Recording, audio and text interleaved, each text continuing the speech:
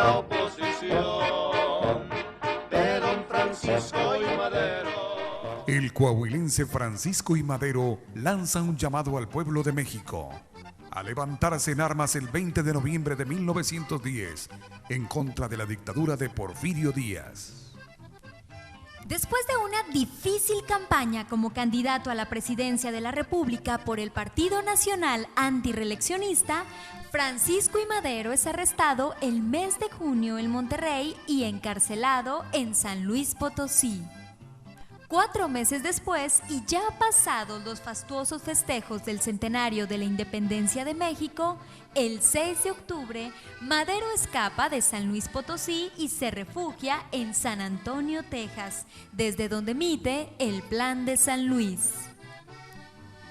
Conciudadanos, no vaciléis por un momento, tomad las armas, arrojar del poder a los usurpadores, recobrar vuestros derechos de hombres libres, y recordar que nuestros antepasados nos legaron una herencia de gloria que no podemos mancillar. Sed como ellos fueron, invencibles en la guerra, magnánimos en la victoria. Sufragio efectivo, no reelección. San Luis Potosí, octubre 5 de 1910. Francisco I. Madero. El plan llamaba a levantarse el domingo 20 de noviembre de 1910 para dar inicio a la lucha armada. Desde San Antonio se enviaron a México copias del plan, algún dinero, armas y municiones. El 20 de noviembre de 1910, Madero espera cruzar el río Bravo de Eagle Pass, Texas, a México, a Piedras Negras, que en ese tiempo se llamaba Ciudad Porfirio Díaz. Pero Madero no encontró el alzamiento popular que esperaba y decide no entrar a México, sino que vuelve a San Antonio, Texas, desde donde continúa sus planes.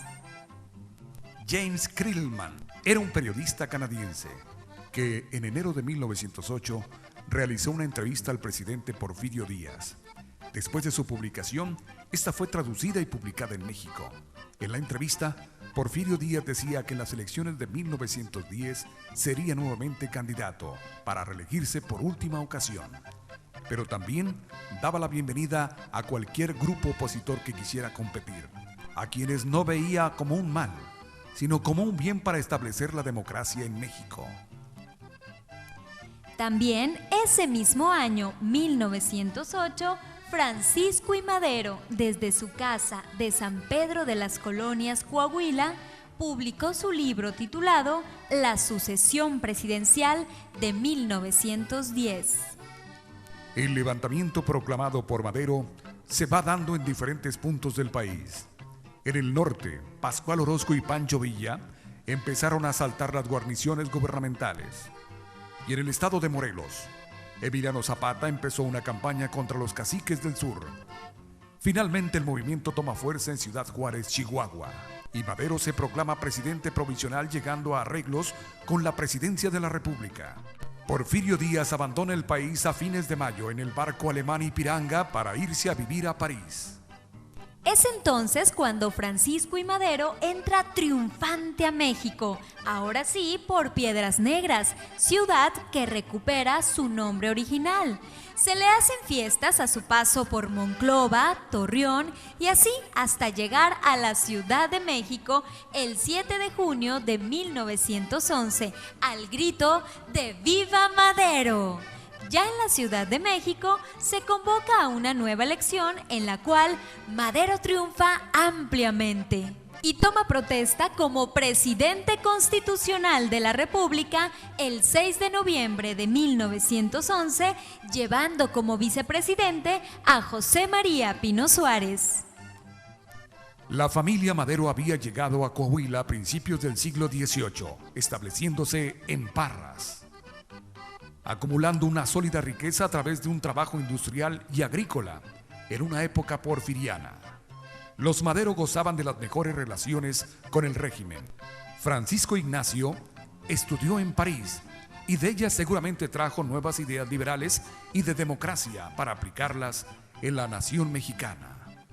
Luego de 15 meses de gobierno, en los cuales el presidente Madero había dejado a los principales mandos del ejército porfirista, ya tenía serios problemas de gobierno y en su entorno se tramaba un golpe de Estado al que el presidente no prestó la debida atención. En febrero de 1913 se desarrolla lo que se conoce como la Decena Trágica. Presidente y vicepresidente son arrestados y obligados a renunciar. El 20 de febrero, Victoriano Huerta es designado presidente mediante una serie de maniobras ilegítimas, por lo que es conocido como el usurpador Huerta. La revuelta culminó el 22 de febrero con el asesinato de Madero y Pino Suárez. En nuestro estado de Coahuila, el gobernador Venustiano Carranza recibe noticias vía telégrafo de los acontecimientos en la capital del país. Gobernador y Congreso lanzan una sólida protesta contra Victoriano Huerta, desconociéndolo como presidente y llamando al resto de los estados de la República a que lo hagan también.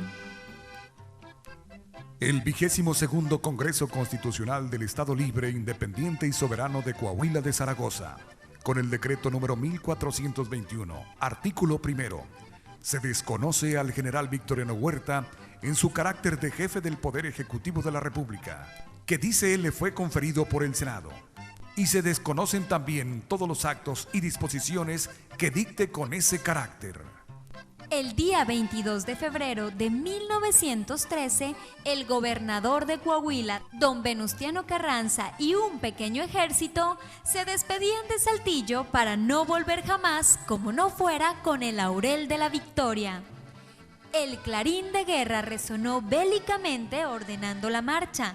La columna se puso en movimiento. Aquel puñado de valientes con la frente muy en alto y con el ánimo sereno desfiló gallardamente. Monclova marcó la organización del propio ejército que el gobernador comandaba. Aquí, Carranza hizo su base de operaciones. Monclova era paso obligado. En la ciudad había muchos de sus partidarios y en ella se encontraba la importante colonia en torno a la estación de ferrocarril, conocida como Estación Monclova, que se había convertido en un punto neurálgico para las comunicaciones por ferrocarril y telégrafo. Por lo que el hotel del Ferrocarril Internacional Mexicano quedó convertido en la sede de su cuartel general. Se reunieron con sus tropas, el general Pablo González, Jesús Carranza, Teodoro Elizondo y muchos más. Además, en Estación Monclova, invitaron a los trabajadores del ferrocarril a unirse a un incipiente ejército constitucionalista. Fue el 26 de marzo que los jefes y oficiales con mando de fuerzas constitucionalistas, reunidos en la Hacienda de Guadalupe y bajo la dirección de Venustiano Carranza, gobernador del estado de Coahuila, acordaron sostener con las armas el siguiente plan, conocido como Plan de Guadalupe. Primero, se desconoce al general Victoriano Huerta como presidente de la República. Segundo, se desconoce también a los poderes legislativo y judicial de la Federación. Tercero, se desconocen a los gobiernos de los estados que aún reconozcan a los poderes federales que forman la actual administración. Cuarto, para la organización del ejército encargado de hacer cumplir nuestros propósitos, nombramos primer jefe del ejército, que se denominará constitucionalista, al ciudadano Venustiano Carranza. Quinto, al ocupar el ejército constitucionalista la Ciudad de México, se encargará interinamente del poder ejecutivo el ciudadano Venustiano Carranza. Sexto, el presidente interino de la República convocará a las elecciones generales. El apoyo de otros estados a la invitación del primer jefe no se hizo esperar. Después de ciertas conferencias con las partes interesadas de los estados de Sonora y Chihuahua, se llevó a cabo el 18 de abril la célebre Convención de Monclova. Roberto Pesqueira y Adolfo de la Huerta por Sonora, el doctor Samuel Navarro, delegado por la Junta Constitucionalista de Chihuahua, Alfredo Breceda por el gobierno de Coahuila y el propio gobernador de Coahuila, don Venustiano Carranza, acordaron en la estación Monclova desconocer a Huerta, lo mismo que a los otros poderes de la Unión. También a los gobernadores que continuaran aceptando a Huerta. De igual modo, se nombra a Venustiano Carranza como primer jefe del ejército constitucionalista. Todo con el proyecto de tomar la capital y convocar a elecciones. En Monclova se inicia la emisión de billetes llamados constitucionalistas, a los cuales el ciudadano común llamaría bilimbiques. Los billetes eran de las siguientes denominaciones: 1 peso, 5 pesos, 10 pesos, 20 pesos, 50 pesos y 100 pesos, y su uso era obligatorio. A instancias del primer jefe del ejército constitucionalista, Venustiano Carranza, se instaló en Monclova el primer hospital de sangre, hospital revolucionario manejado por voluntarias que iban impulsadas por sus sentimientos humanitarios y su amor a la causa que habían abrazado los padres, hermanos o parientes de algunas de ellas. Actuaban varias señoritas y señoras de honorables familias de Monclova, entre ellas Francisca Viuda de Rodríguez, Carolina Blacayer y Néstora Guajardo de González. Desde la estación del Ferrocarril Internacional en Monclova, el primer jefe del ejército constitucionalista emite un decreto por el que crea los distintos cuerpos de ejército que tomarían parte en el triunfo de la causa. Visto de otro modo, desde Monclova, Carranza crea la base del actual Ejército Nacional Mexicano, que tuvo un segundo momento histórico cuando los restos del Ejército Federal se rindieron en el pueblo de Teoloyucan, Estado de México. Desde Monclova, Carranza da una organización castrense a los mexicanos que se iban sumando al proyecto constitucionalista. Venustiano Carranza, primer jefe del Ejército Constitucionalista.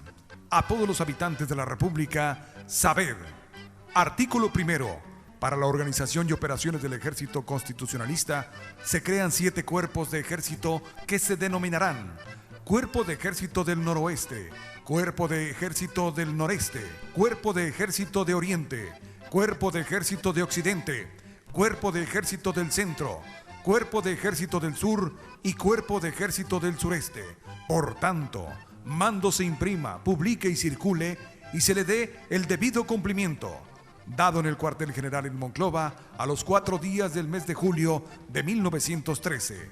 Venustiano Carranza. Su bisabuelo, don Francisco Carranza, llegó a la antigua provincia de Coahuila e hizo de Monclova el asiento de su familia. De aquí partió su hijo Rafael a ser uno de los fundadores de Cuatro Ciénegas. Venustiano estaba casado con Virginia Salinas y había participado activamente en la política local, alcanzando los cargos de presidente municipal de Cuatro Ciénegas, diputado local, senador y gobernador de Coahuila. En julio se celebra la batalla para tomar Candela por el recién constituido Ejército Constitucionalista. Una primera victoria, pues se arranca al Ejército Federal de ese rincón coahuilense. Pero apenas se enfriaban las armas y ya se recibía la noticia de la llegada de las tropas federales a Monclova al mando del general Joaquín Mas. A primera hora deberíamos salir al encuentro del enemigo que ya avanzaba de la estación de Bocatoche al sur del pueblo de Castaños. Con el triunfo obtenido el día anterior, estábamos deseosos de combatir nuevamente y de conquistar un lauro más. Nuestra moral era inmejorable. No quedaba ya adelante ninguna fuerza nuestra y el enemigo avanzaba sin temor hacia su objetivo. Monclova, a la sazón desocupada por el grueso de nuestras tropas de caballería que nos habían acompañado a Candela, tardarían mucho en arribar, a pesar de que iban forzando la marcha para llegar a tiempo a salvar Monclova de la acometida del general Mas. Empezamos a sentir el fuego de la artillería federal sobre nuestro convoy. Se veían ya claramente la infantería y caballería enemigas disponiéndose a tomar dispositivo de combate. Brillaba el sol sobre la verde campiña. 2.500 hombres constituían la columna del general Mas, estaban ante nosotros. Nuestro frente ocupaba más de 1 kilómetro y no teníamos detrás ninguna reserva que pudiera reforzarnos en un momento dado. El enemigo dejó una parte de su columna batiéndonos y el resto se dirigió resueltamente a posesionarse de la plaza que era su objetivo. A los pocos momentos del combate teníamos ya bajas de consideración. Cuando fue indispensable retirarnos, dejamos en el campo a 30 hombres sin vida. Lentamente y en formación de escalones, hicimos la retirada sin perder contacto con el enemigo y sin dejar de hacer fuego. Algunos soldados cargaban a sus compañeros heridos. Don Venustiano ordenó que tomáramos rumbo a la estación, pasando por el pueblo, pues había recibido ya correos de Pablo González notificándole la situación. Las ametralladoras federales, colocadas sobre la loma de la cruz que divide a Monclova del pueblo, enfocaban sus fuegos sobre la columna nuestra que venía entrando de Candela. Impávido, sereno, sobre su caballo prieto, iba el jefe de la revolución sin que se alterara un músculo de su cara, cruzando por aquella zona peligrosísima, bajo el aguacero mortífero de los proyectiles huertistas, seguido por su hermano, don Jesús, y los estados mayores y tropas que, henchidas de confianza en él y en su causa, no demostraron temor, pero comprendían la terrible situación que acarrearía la ocupación de Monclova por el odiado huertismo. En Estación Monclova y frente al Hotel Internacional se hallaban don Venustiano y don Jesús Carranza, rodeados por algunos jefes y oficiales. El general Pablo González comunicó a don Venustiano que aunque la plaza estaba perdida, él seguiría combatiendo en la estación hasta que el primer jefe se retirara al lugar seguro. Y entonces el primer jefe, viendo lo irremediable, ordenó que nos dirigiéramos a Cuatro Ciénegas por el camino de Nadadores. También ordenó que salieran los médicos y enfermeras del hospital de Monclova en trenes rumbo a Piedras Negras. Alrededor del primer jefe fueron saliendo los elementos que íbamos en retirada. Como el enemigo había ocupado la loma de la Bartola, y desde ahí nos ametrallaban con la artillería gruesa que había colocado en ese punto dominante, dirigiendo sus tiros sobre el hotel, que es el edificio más alto. Nos dirigimos hacia Nadadores, pero habríamos caminado unos 500 metros o poco más, cuando de pronto el primer jefe, que iba adelante, paró su caballo prieto y volvió la cabeza hacia atrás. Inmediatamente se acercaron los capitanes Lucio y Juan Dávila. ¿Qué le pasa, jefe? ¿Qué le hicieron? Y él contestó: no, mi cuarta. ¿Qué hubo con la cuarta? ¿Se me cayó? ¿Dónde se le cayó? En el embarcadero, donde estuvimos parados. Pues déjela, jefe, dijo Lucio. Aquí está mi fuete, que está re bueno. No, repuso el jefe, vamos a recoger la mía. Pero están lloviendo balas, jefe. No importa, repuso don Venustiano, yo necesito mi cuarta. Y sin más palabras volteó rienda. Y ante la estupefacción y consternación de todos nosotros, arrancó al trote del hermoso penco prieto, y a todos ellos detrás de él, porque aunque el miedo era bastante, no era posible dejarlo solo. Y así llegamos hasta los desembarcaderos, donde caía una granizada de metralla, y efectivamente allí estaba la famosa cuarta. Don Venustiano se bajó del caballo y con una calma como si estuviera en el patio de su casa, recogió la cuarta y volvió a montar. Se volvió a nosotros y con voz recia pero reposada, dijo con toda tranquilidad: ahora sí, muchachos, vámonos. Y emprendió la marcha, que a paso de camino, silencioso e impasible. Una de las construcciones que Joaquín Mas realizó en las inmediaciones de Monclova fueron las obras de defensa sobre la loma de la Bartola. Se construyó una vasta fortificación para artillería de gran alcance y dispuso que fuera conocida con el nombre de Fortaleza Mas.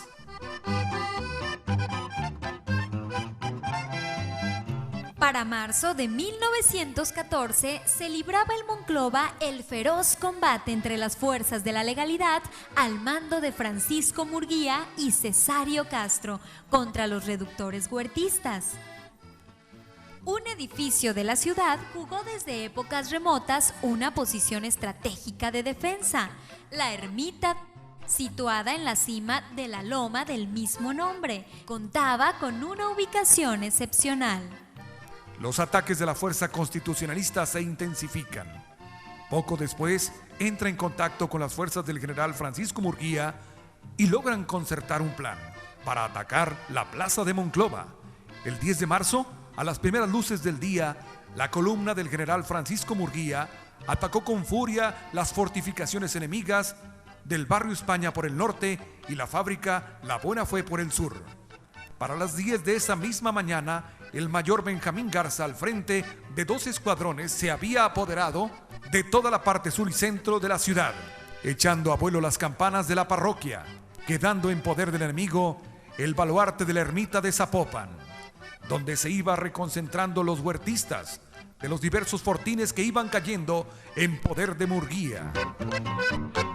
Durante la noche y madrugada del 10 y 11 de marzo se combatió de manera desesperada, haciendo las fuerzas del general Murguía vigorosos asaltos que eran una y otra vez rechazados por la estación del ferrocarril, donde el general Cesario Castro había limpiado de enemigo. También se lanzaron varios ataques a la Bartola sin mayor éxito.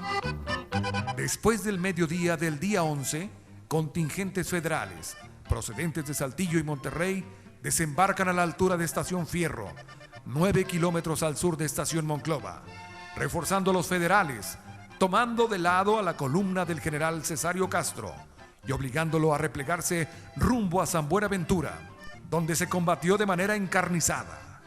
Para el día 15, el fortín de la Bartola había permanecido sencillamente inexpugnable. La loma de la Bartola es mudo testigo de incontables actos de grandioso heroísmo.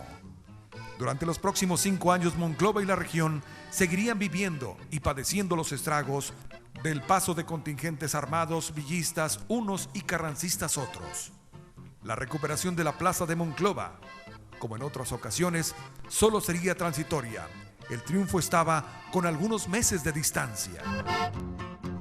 El general Victoriano Huerta, ante el empuje del movimiento revolucionario, presentó la dimensión como presidente de la nación en julio de 1914 y salió del país.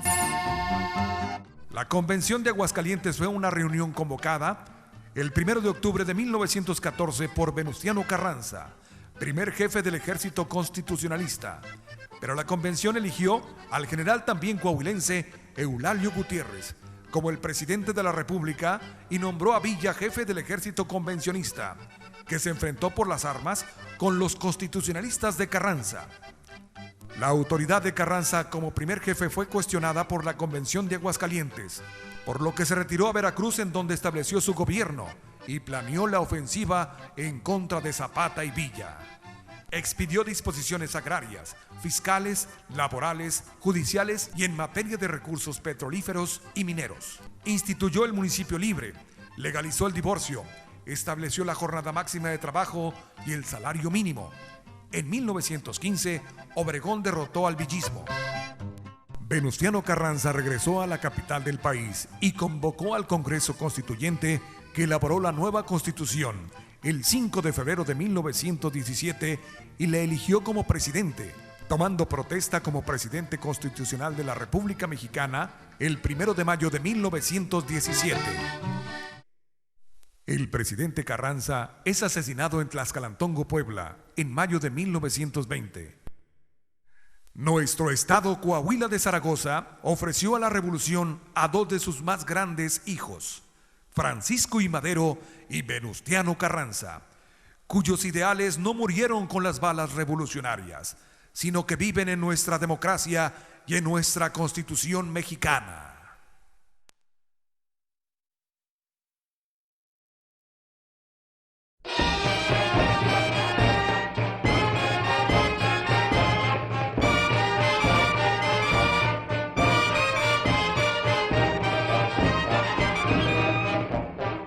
Don Venustiano Carranza, gobernador de Coahuila,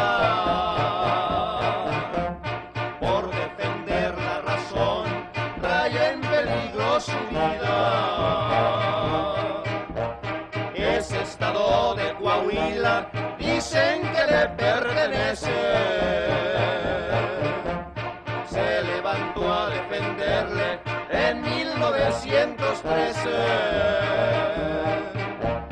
don Venustiano Carranza, jefe de Resolución.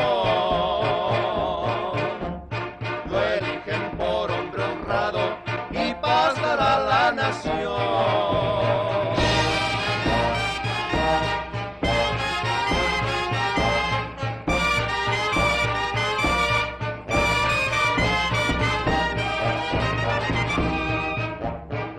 En 1913 no me quisiera acordar,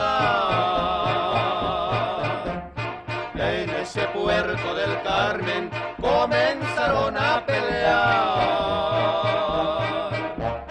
Muera Victoriano Huerta, muera el gobierno fatal. Que vivan los carrancistas que nos dieron libertad. De ustedes ya me despido y en Dios pongo mi esperanza. Viva Francia.